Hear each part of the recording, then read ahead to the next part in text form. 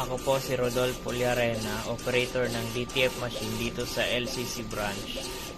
Nagamit ito ng 7 araw na may total of 67 meters.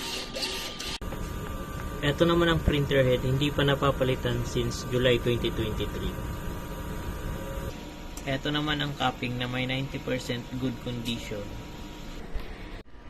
Head clean.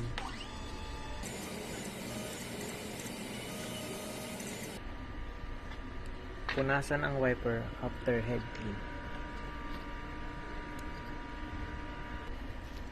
Nozzle check.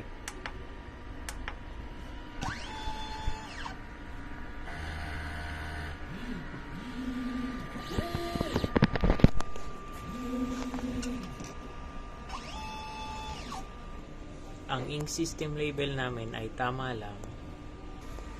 Ang damper ay hindi pa napapalitan simula noong July 2023. Ang waste tank ay nilinis nung 1 araw. Ito ang ABR ground wire. Nandito ang stock namin ng CMYK, used ink, unused ink, DTF powder, DTF film.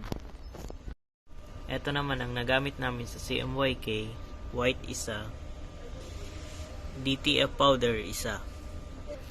Ito naman po ang output record.